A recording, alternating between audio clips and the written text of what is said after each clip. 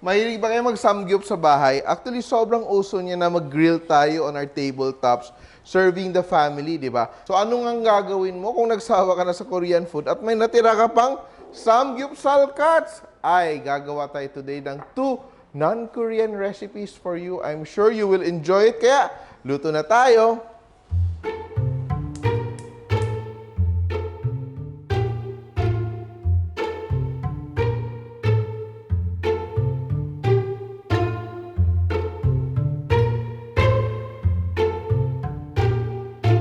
So, gagawin ko ngayon yung aking gyudon. So, gagawin tayo ng Japanese gyudon na, ito, I have 1 cup of water and 2 tablespoons of mirin. And I will add Japanese soy sauce. Kailangan Japanese soy sauce yung gamit natin. So, I'm using 3 tablespoons. So, ito yung base natin. And we will sweeten it a little bit with sugar. Some like it much sweeter, pero ako ayaw ko masyadong matamis because the mirin already has its sweetness. Kung wala kang mirin, just add a little bit more sugar. Yan. So that's so simple. And I have a white onion. Dito. I will just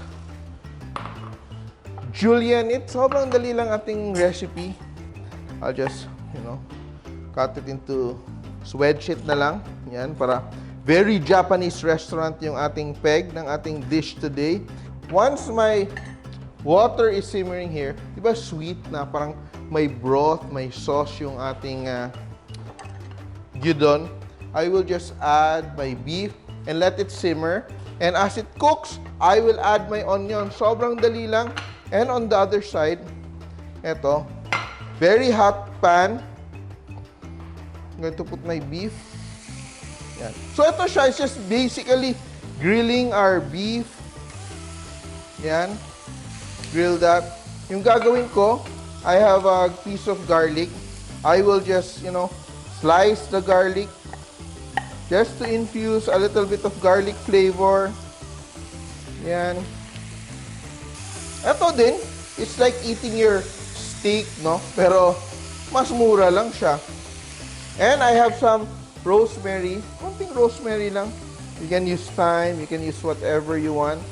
So konting-konti lang, just, break it with my fingers.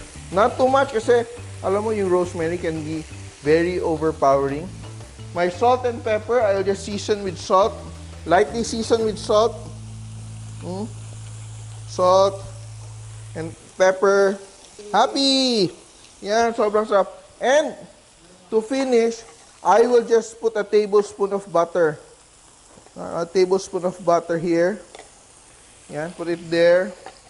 So usually, ito siya maganda kasi pag nagsasamgyup ka sa bahay, laging may sobra. So pag may matira, medyo alanganin, you can do this very nicely, very quickly. Look at that, no? I'm just tossing my beef in the herbs, no? The rosemary. And I will get my plate. Ay, sobrang bilis itong recipe na to. Put my beef here. And of course, meron ako ditong butter and the beef fat. That will be my gravy. So it's so easy. Look at that. A tablespoon of flour. Dito na, diretso na tayo. No? Yan, no? Cook the flour into a roux. It's very flavorful. Yan, be sure that our flour is properly cooked. And I just have a little bit of red wine para kung may tira kang red wine, di ba? So just use a little bit of red wine.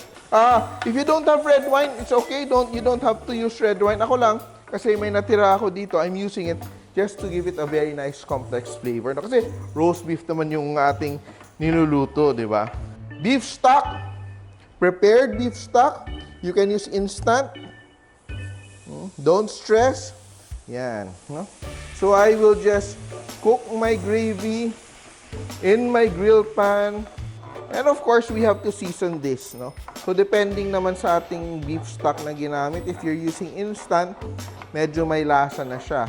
But if you're using homemade beef stock, medyo bland, so you have to season it properly. Let that simmer, simmer, simmer, and thicken. And, let's check on my beef. Let me taste. I want to make sure na masarap siya.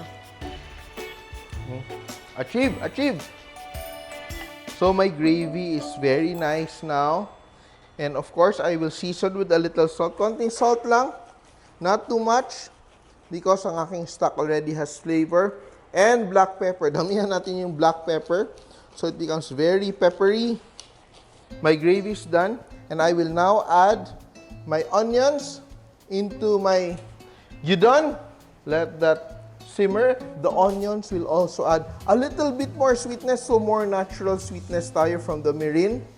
And once the onions are tender, we will be ready to plate. And I will put my gravy aside. Diba, ang bilis lang ng ating pinanggagawa dito na recipes. But very fancy, no? Even if you have visitors, pero bawal pa makabisita sa bahay. But later on, you can master these very, very simple recipes. And I'm sure, pag may date ka, mai-impress. The dog. And for the siding of our roast beef, oh, di ba? Meron akong marbled potatoes that I boiled earlier. And what I'm going to do, para maiba siya, I'm going to smash it. So we're going to have smashed potatoes, not mashed potatoes, but smashed potatoes. Yan, so you see I'm smashing my potatoes just using my hand, but be sure to wash your hands properly. Yan. Add some butter while I'm smashing my potatoes. Yan. I have garlic here. I'll also slice another piece of garlic. Diba? We love garlic, don't we? Yan. So, my butter is melting. I will add my garlic to fry. Yan. And I will add my potatoes. O, diba? So, napaka-fancy ng ating dinner bigla. And I will season with salt and pepper. Yan. Hey!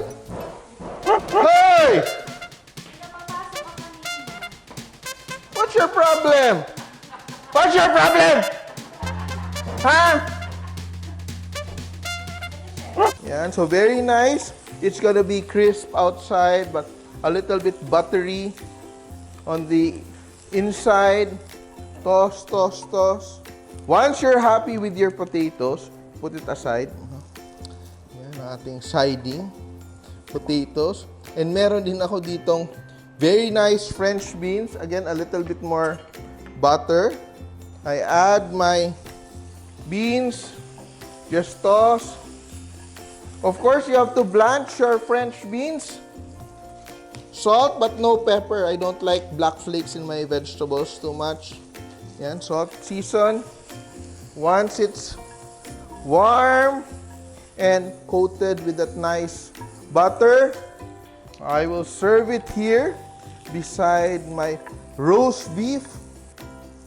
Wow, diba? Would you believe that's for dinner tonight or lunch? And arrange the beef on top and the onions, of course. Yan ang masarap. Very generous serving. I'll pour the sauce. Ay, ang sarap nito. And have our fried egg on top, and that's a perfect meal for you. And of course, with our gravy, diba? Sobrang perfect. Ay, ay, ay, ang sarap-sarap ng ating meals.